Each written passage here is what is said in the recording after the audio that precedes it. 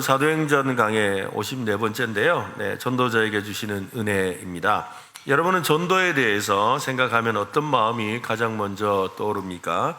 영원 구원, 지상 최대의 명령, 또 하나님의 기쁨과 같은 긍정적인 그런 생각입니까? 아니면 마음 한구석에 무거운 돌덩이 하나가 내려앉는 듯한 그런 무거운 부담감입니까? 나는 말을 잘 못하는데 괜히 말했다가 관계만 어색해지면 어떡하지? 저 사람 절대 안 믿을 것 같은데 하는 생각이 우리의 입을 닫고 또 발걸음을 멈추게 만들 때가 얼마나 많은지 모릅니다. 그러한 모습은 지극히 정상적이라고 할 수 있습니다. 일부 특별한 사람을 제외하고는 대부분 전도라고 하면 부담감과 두려움을 느낍니다. 내가 아는 것이 부족해서 전도하다가 질문을 받으면 어쩌나?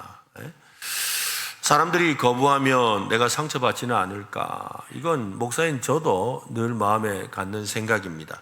요즘 같은 시대에 누가 전도를 받아들이겠나 하는 마음이 우리 안에 깊이 자리하고 있습니다.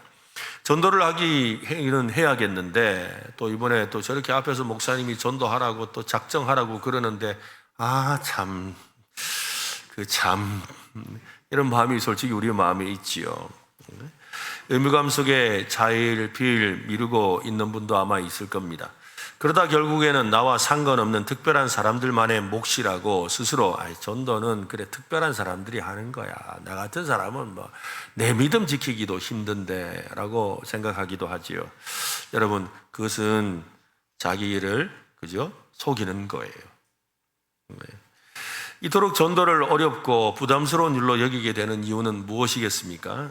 여러 가지 이유가 있겠지만 가장 근본적인 이유는 우리가 전도라는 무대의 주인공으로 생각하기 때문이에요. 내가 전도의 주인공이라고 생각하는 거예요. 내가 얼마나 논리적으로 복음을 설명하는가, 내가 얼마나 지혜롭게 대화의 물꼬를 트는가, 내가 얼마나 선한 삶의 모습으로 감동을 주는가에 달려있다라고 생각하는 거죠. 내가 어떻게 해야 전도가 된다고 생각하기 때문인 거지요. 그래서 전도를 앞두고 나의 능력과 자원을 점검해 봅니다. 나의 언변과 나의 성경 지식과 나의 재정과 나의 시간과 상대방이 마음이 열릴 만한 가장 완벽한 타이밍, 이 모든 조건이 완벽하게 갖추어지기를 기다리다가 결국은 아무것도 시작하지 못하고 그냥 주저앉아 있는 것이지요. 여러분, 그냥 하나님이 하신다는 걸 믿으면 됩니다. 한번 해볼까요? 전도는 하나님이 하십니다. 나를 하나님이 다 도구로 사용하시는 거죠. 그러니까 성경 지식 좀 몰라도 괜찮아요. 몰라서 차라리 아예 모르는 분이 더 나은 것 같아요. 왜냐하면 나가서 우리 은혜로 교회 좀 다니세요. 예수 믿으세요. 그러면 아니 예수 믿고 하면 뭐가 좋은데 예수가 누군데? 이러면 제가 지금 잘 모르잖아요. 그죠? 그러니까 나는 잘 모르겠고 우리 교회 오면 우리 목사님 잘 가르쳐 줍니다. 그러면 될 거 아니에요. 그죠? 그러면 되는 거잖아요. 나는 잘 모르겠고 우리 목사님이 잘 가르쳐 주니까 한번 또 와서 들어보세요. 그러면 되거든요. 그죠? 또 교회 다니면 뭐가 좋아요? 그러면 갑자기 할 말이 없으면 그죠? 나도 지금 뭐라고 말이 딱히 못 하겠는데 하여튼 교회 와보면 좋다니까. 그죠? 그러면 되는 거예요. 그러니까 사실은 하나님이 오시면 다 역사하도록 역사해 주십니다. 그죠?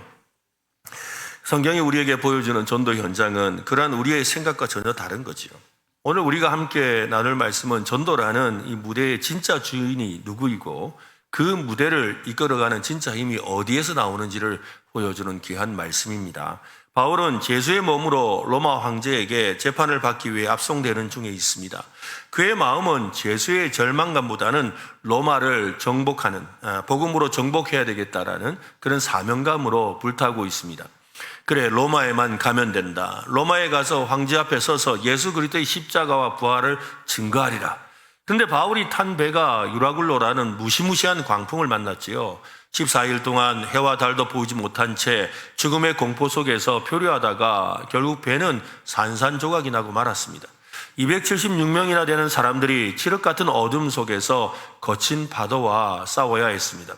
육지를 발견하고는 필사적으로 헤엄쳐 겨우 무트로 올라왔습니다. 그들이 도착한 곳이 어디였습니까? 로마가 아니었습니다. 멜리데라는 이름도 생소한 아주 작은 섬이었습니다. 여러분, 이 상황을 바울의 입장에서 한번 생각해 보세요.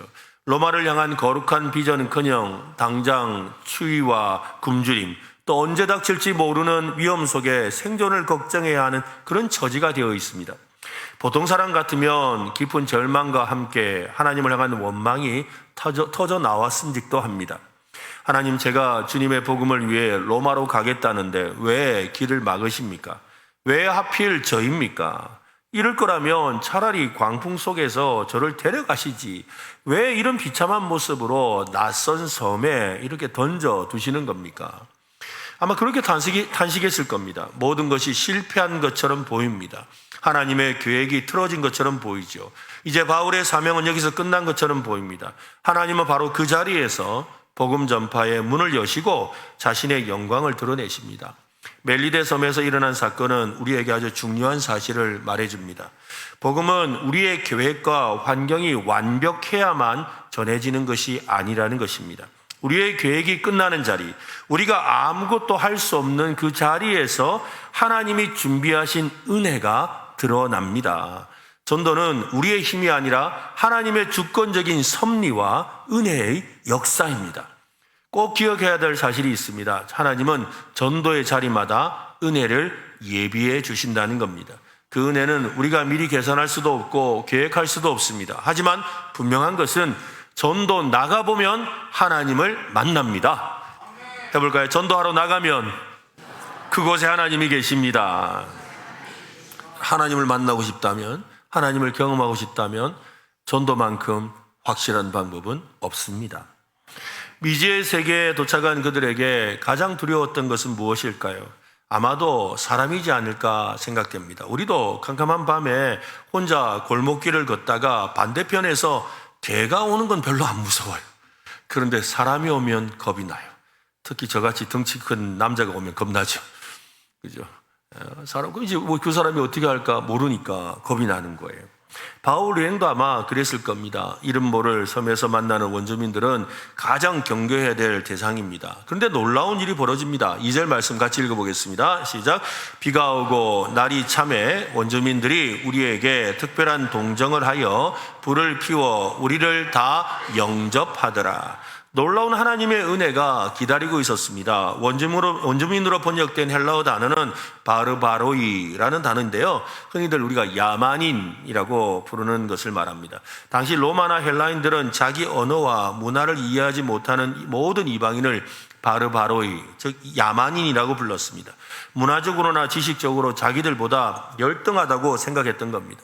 바울 일행에게 그들은 경계해야 될 대상이었지요. 무방비 상태인 바울 일행을 공격하고 남은 것마저 약탈해 갈 수 있는 그런 야만인들이었으니까요. 그런 원주민들이 뜻밖에도 그들을 약탈하고 공격한 것이 아니라 특별한 동정을 베풀었다라고 합니다. 극심한 추위와 피곤 속에서 있던 그들에게 따뜻한 불과 또 음식을 누가 부탁도 안 했는데 제공해 준 거지요. 그냥 동정이 아닙니다. 특별한 동정이라고 합니다. 도대체 어떤 동정을 해 주었길래, 어떤 선의를 베풀어 주었길래 특별한 동정이라고 할까요? 헬라어 원문은 이 필란트로피아라는 이 단어를 사용하는데 인간에 대한 지극한 사랑, 즉 인류애적, 그러니까 누구나 사람이라면 갖고 있는 그런 마음에 있는 따뜻한 마음이 그대로 표출되었다는 겁니다. 야만인이라고 무시했던 그들에게 지극히 고귀하고 따뜻한 인류애적 사랑이 있었다는 것이지요. 특별한 동정은 그들이 천성이 그랬기 때문일까요? 아니면 우연이었을까요? 사람들이 심성이 그랬다는 걸까요? 여기서 특별한 동정이라고 말하는 이유가 있는 거예요. 그건 아마 그냥 동정이라고 표현하는 게 더 맞았겠지요.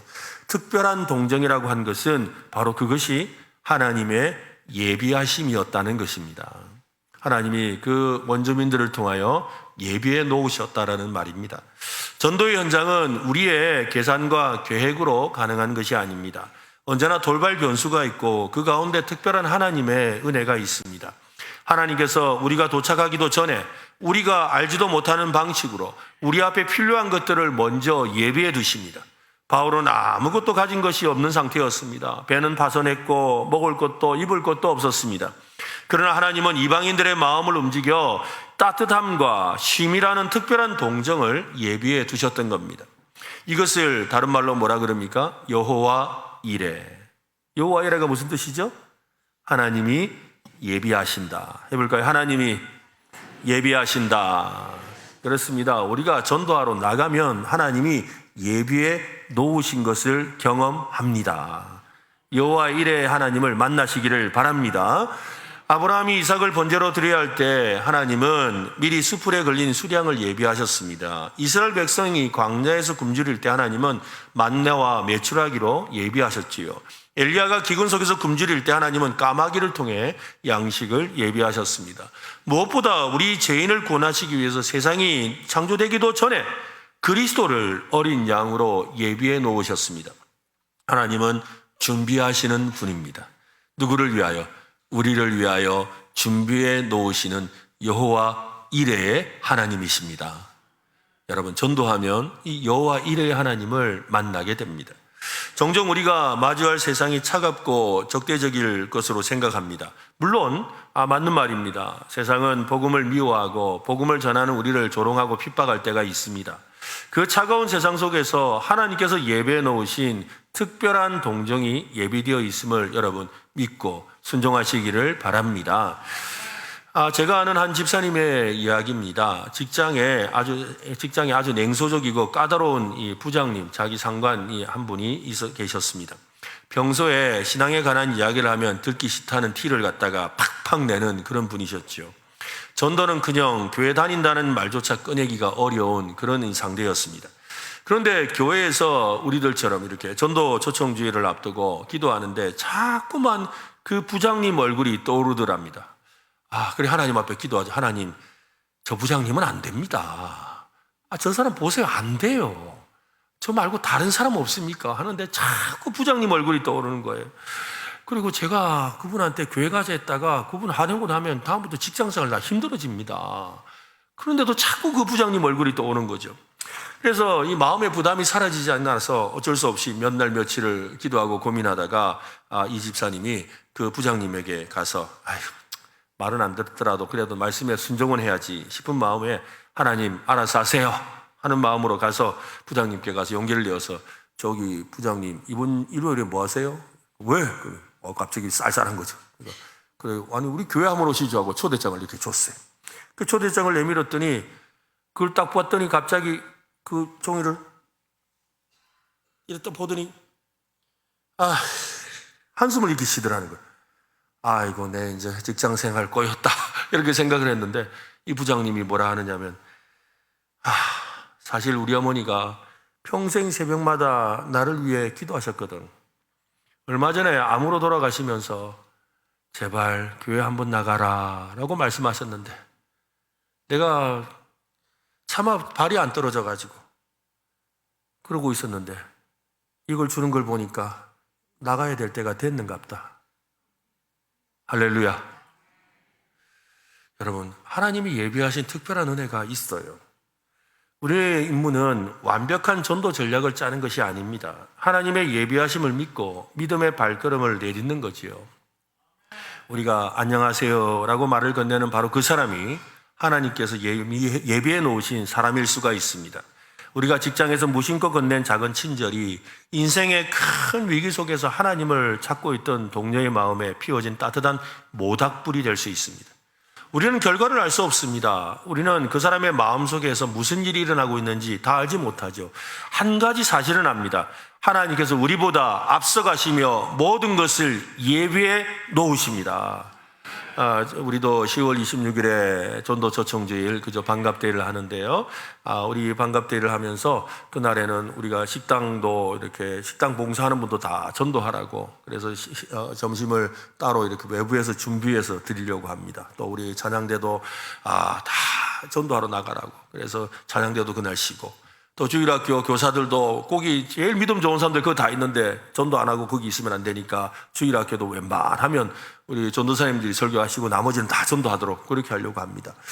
그런데 이제 제가 이전 교회에서 사역을 할 때 이 전도 집회를 하는데 그때도 그렇게 사역을 하거든요. 하는데 이제 아무래도 손님들이 많이 오시니까 이제 그 전도 집회 당일에 주차 안내를 해야 돼요. 그러다 보니까 안수 집사님들이 나와서 주차 안내를 하시거든요. 근데 주차 안내를 하시던 그 집사님 중에 한 분이 마음에 아침에 그런 기도가 나오더래요. 하나님, 나는 오늘 전도 집회인데 내가 전도를 한 명도 못 합니다. 내가 전도 집회인데 전도를 한 명도 못합니다. 나는 오늘 가서 하루 종일 주차 안내를 해야 되는데 하나님 제 마음을 아시지요. 그래 오늘 주차 안내라도 잘하는 게 이게 새가족 전도하는 거랑 비슷하지 않겠습니까? 그러나 하나님 제 마음은 늘 하나님 영혼을 구원하고 싶습니다 라고 하면서 아침에 오셔서 이렇게 전도 집회 오시는 분들을 이렇게 주차 봉사를 하시는 거예요. 주차 봉사를 한참 하고 있는데 갑자기 어떤 차가 한 대가 서더래요. 자기 앞에 교회 앞에 차가 서드는 거예요. 차가 서더니 창문이 내려지면서 누구야 하고 부르는 거예요. 그래가지고 자기 이름을 부르니까 놀래가지고 그래서 누군가 하고 안을 쳐다보니까 고등학교 때 친구라. 그리고 네 어쩐 일이고 그랬어요. 그랬더니 이 친구가 뭐라 하냐면 네 여기 서 있을 줄 알았다 그러는 거예요. 왜? 그러니까 아니 오늘 아침에 갑자기 교회를 가고 싶더라고. 그래가지고 어느 교회를 갈까 하고 우리 와이프하고 이야기하는데 그래 네가 생각나가지고 네가 있는 그 교회 가야 되겠다고 생각하고 그래 분명히 교회 앞에 가면 네가 있을 거라 생각하고 내가 왔다 이가. 할렐루야. 여러분 하나님이 하셔요. 하나님이 하신다고. 하나님께서 우리보다 앞서가시며 하나님이 모든 일을 행하실 줄로 믿으시기를 바랍니다. 우리의 시선은 내가 무엇을 할 수 있을까 해서 하나님께서 무엇을 예비해 두셨는가로 바뀌어야 합니다. 두려움의 관점에서 기대의 관점으로 우리의 시선을 바꿔놓기를 바랍니다. 나의 무능함에 집중하던 시선을 하나님의 신실하신 여호와의 일에 하심에 집중할 수 있는 저와 여러분 되시기를 간절히 바랍니다. 바울 일행은 특별한 동정을 받으며 따뜻한 이 모닥불 앞에 모여 있습니다. 치유와 공포에 떨던 사람들이 온기를 되찾고 낯선 이들의 친절에 인도하며 잠시나마 평화를 누리고 있었습니다. 바로 그때 또 하나의 사건이 발생합니다. 바울은 다른 사람들을 위해 나뭇가지를 주워 불에 넣고 있었습니다. 불의 그 뜨거움을 견디지 못한 독사 한 마리가 튀어나와서는 바울의 손을 콱 물어버린 거죠. 그리고 대롱대롱 매달려 있었습니다. 멜리데 섬의 독사는 맹독을 가진 아마 살모사 종류였다고 합니다. 한번 물리면 온몸이 퉁퉁 붓고 또 심장마비로 즉사하는 치명적인 독이 있었습니다. 절체절명의 위기입니다. 그 광경을 지켜보던 원주민들의 반응이 아주 흥미롭습니다. 조금 전까지만 해도 특별한 동정을 베풀던 그들의 눈빛이 한순간 차갑게 식어버렸어요. 그들은 서로 수근거리기 시작합니다. 한번 보세요. 4절입니다. 같이 읽겠습니다. 원주민들이 이 짐승이 그 손에 매달려 있음을 보고 서로 말하되 진실로 이 사람은 살인한 자로다. 바다에서는 구조를 받았으나 공의가 그를 살지 못하게 함이로다 하더니 공의가 그를 살지 못하게 하는구나. 무슨 말이에요? 이놈 죄를 지은 게 있구나. 근데 용케도 바다에서는 빠져나왔지만 신이 노해서 저렇게 뱀한테 물리게 하는구나 라고 그렇게 생각을 했다는 거죠. 바울은 당황하거나 두려워하지 않았습니다. 그냥 태연히 독사를 불 속으로 털어버렸어요. 하나님께서 그의 생명을 붙들고 계심을 확신했기 때문이죠. 사람들이 이제 독사에게 물린 그 부위가 부풀어 오르는지 또 독이 퍼져 쓰러지는지 가만히 지켜보고 있습니다. 그런데 아무 이상이 없는 겁니다. 오히려 원주민들은 놀라서 신이다. 신이 오셨다라고 막 반응을 했습니다. 이 사건은 전도의 현장에서 하나님의 보호가 얼마나 분명하게 역사하는지를 보여주지요. 바울은 이미 주님의 약속을 받았습니다. 이 사도행전 23장에 보면 그날 밤에 주께서 바울 곁에 서서 이르시되 담대하라. 네가 예루살렘에서 나의 일을 증언한 것 같이 로마에서도 증언하여야 하리라. 로마까지 가야 된다는 거예요. 하나님이 가게 하겠다고 약속하셨다는 거죠. 주님이 약속하셨다면 로마에 서기 전에는 어떤 위협도 바울의 생명을 빼앗을 수 없다라는 말입니다. 우리의 전도 현장에서도 비슷한 일을 경험합니다. 복음을 들고 세상에 나아갈 때 세상은 우리의 삶을 현미경 보듯이 아주 쳐다보고 있지요. 그러다가 우리가 작은 실수라도 하거나 아니면 예상치 못한 고난을 겪으면 즉시 손가락질합니다. 아이고 하나님 믿는다더니 별거 없네. 저 사람은 몰래 무슨 죄를 지었길래 저래 힘들고 어려워지노.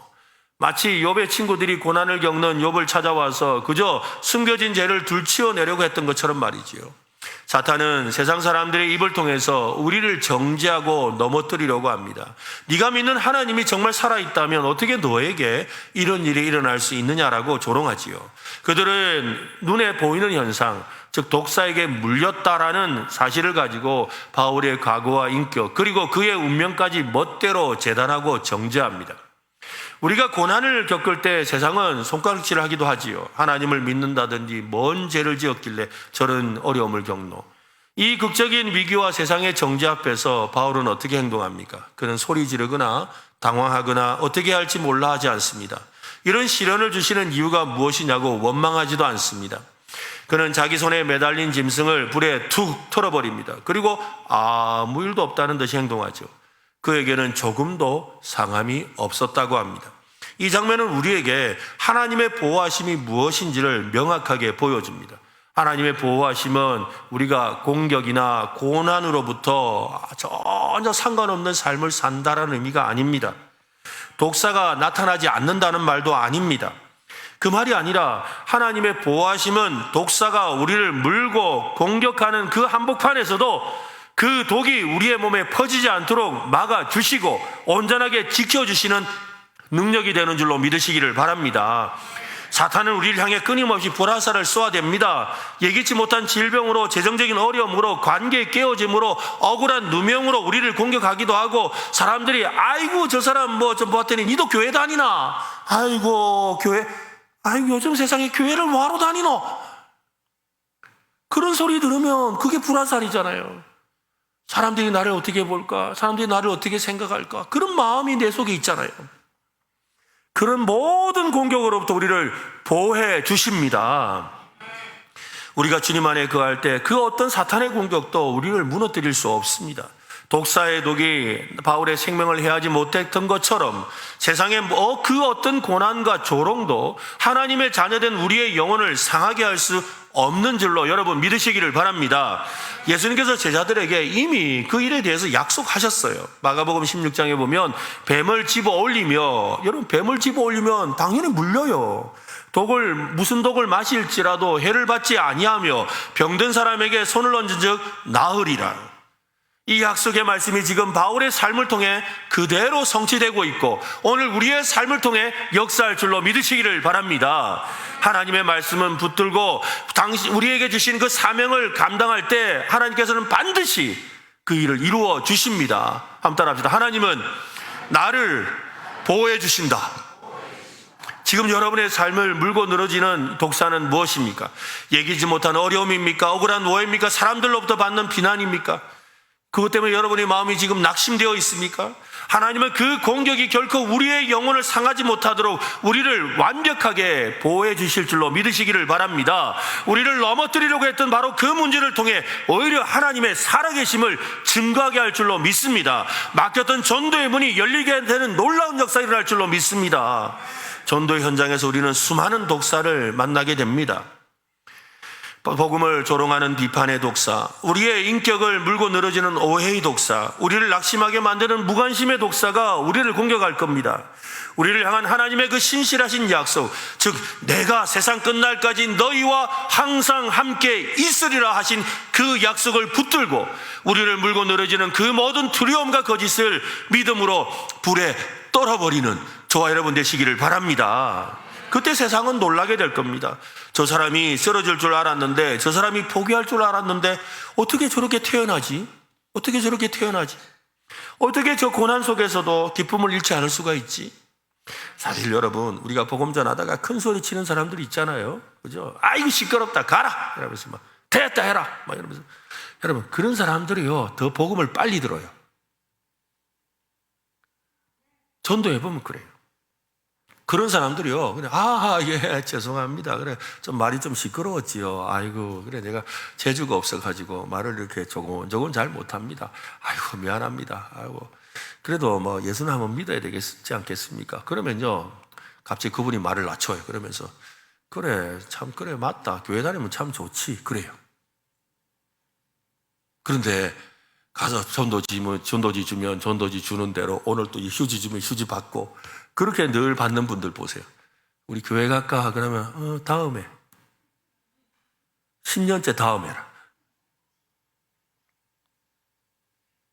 10년째 다음에.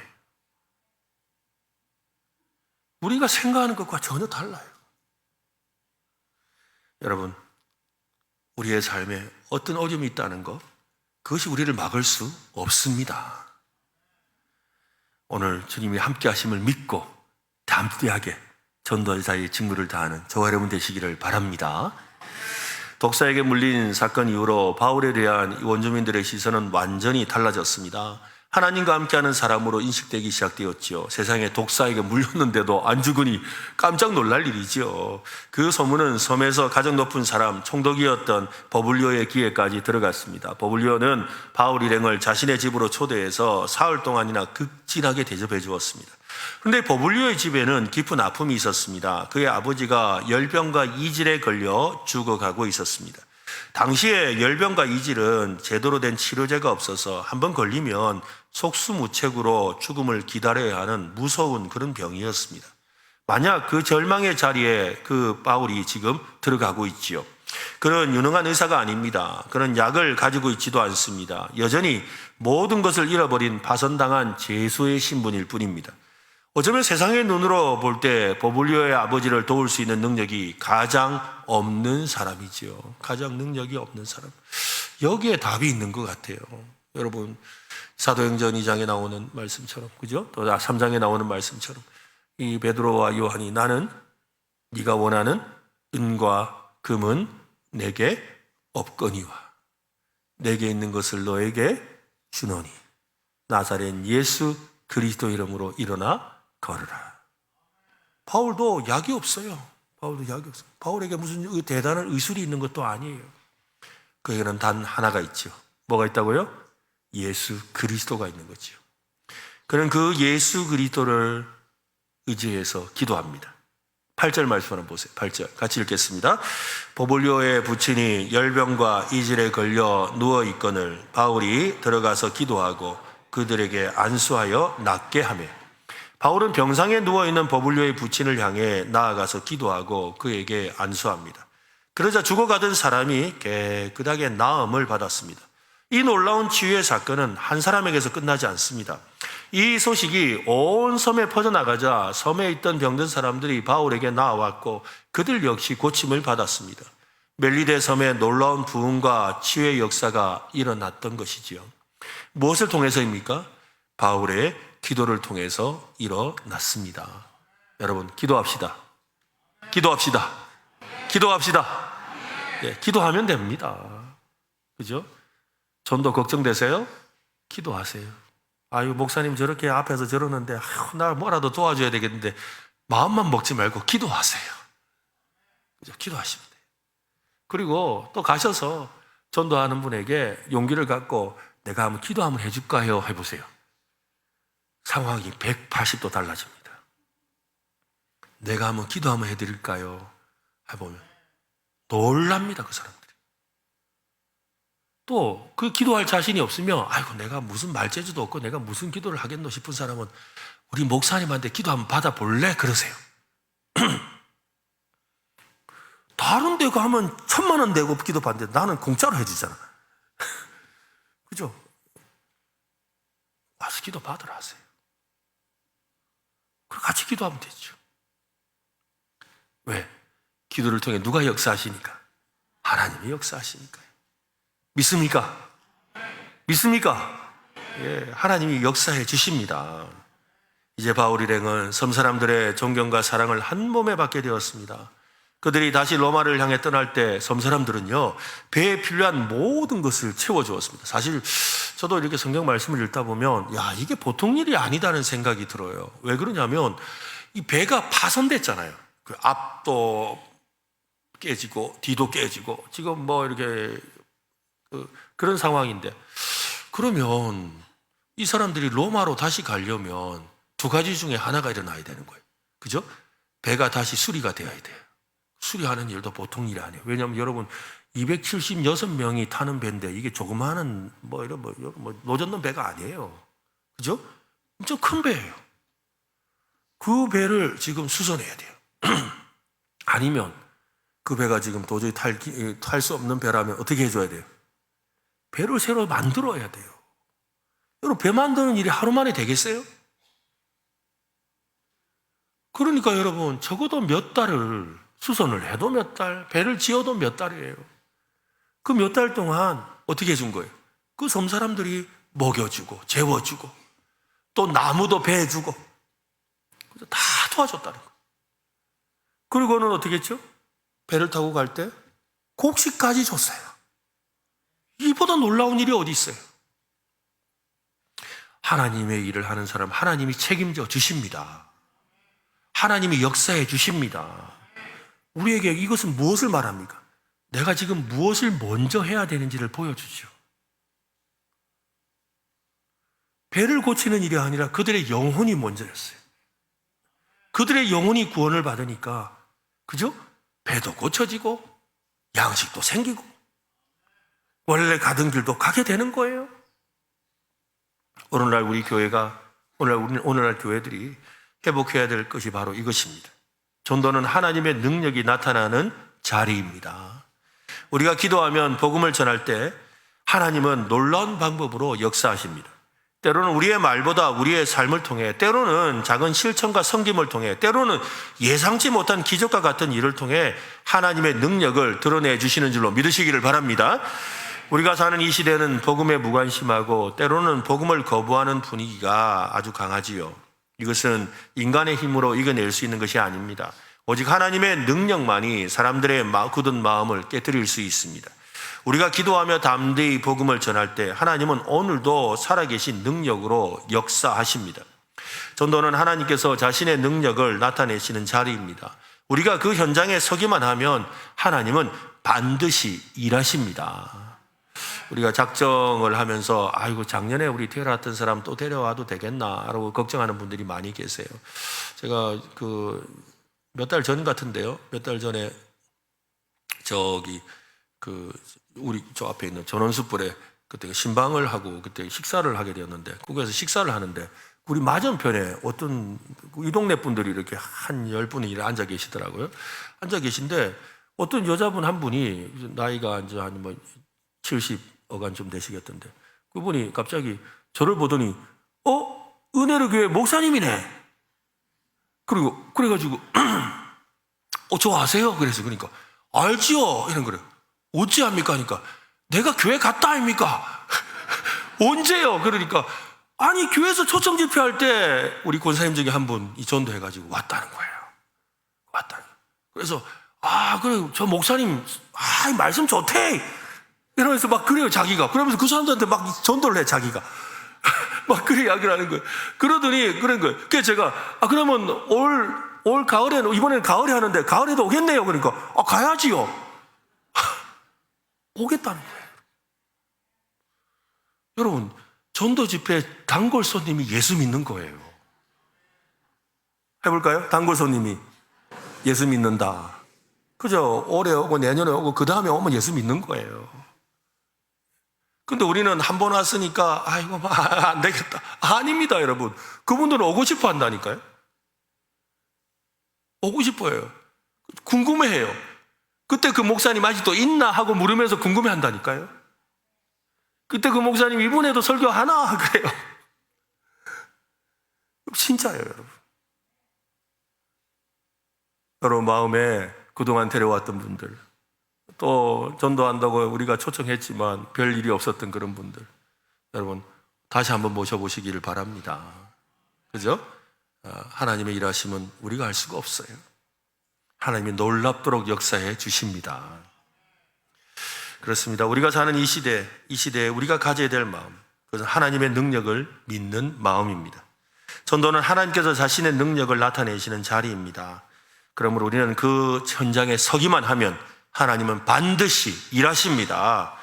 모두가 하나님의 능력을 의지하며 담대히 복음을 전하는 전도자가 되기를 간절히 원합니다. 어떻게 하면 될까요? 기도부터 시작하면 됩니다. 이번에 전도하기로 작정하고 기도하기 시작하면 하나님의 놀라운 일이 여러분을 통해 일어날 줄로 믿습니다. 우리는 설교를 시작하면서 왜 전도를 주저하는지에 대해서 이야기를 했습니다. 거절이 두렵고 무슨 말을 해야 될지 모르겠고 내 삶이 부끄러워서라고 했습니다. 그러나 오늘 말씀을 통해 우리는 깨닫습니다. 전도는 결코 우리의 능력이나 자격, 유창함으로 하는 것이 아니라는 것을 말입니다. 전도는 하나님의 예비하심을 신뢰하며 발을 내딛는 순종의 여정입니다. 전도는 세상의 공격 앞에서 하나님의 보호하심을 의지하며 견뎌내는 믿음의 싸움이지요. 그리고 전도는 나의 무능함을 인정하고 엎드릴 때 비로소 나타나는 하나님의 능력을 경험하는 은혜의 통로입니다. 오늘 우리의 질문을 바꿔야 합니다. 나는 무엇을 할 수 있을까가 아니라 하나님께서 나를 통해 무엇을 하고 싶어 하실까로 우리의 질문을 바꾸기를 바랍니다. 여러분의 가정, 여러분의 직장, 여러분이 매일 만나는 이웃들이 바로 하나님이 예비해 두신 영혼들입니다. 그곳에도 독사와 같은 어려움이 있을 겁니다. 그러나 두려워하지 마십시오. 하나님께서 여러분을 지켜주실 것입니다. 여러분의 연약한 모습 그대로 그저 기도하며 나아갈 때 하나님께서 여러분에게 하나님의 능력을 나타내 보여주실 줄로 믿습니다. 전도자에게만 주시는 그 특별한 은혜를 경험하는 오늘 저와 여러분 되시기를 예수님의 이름으로 축원합니다.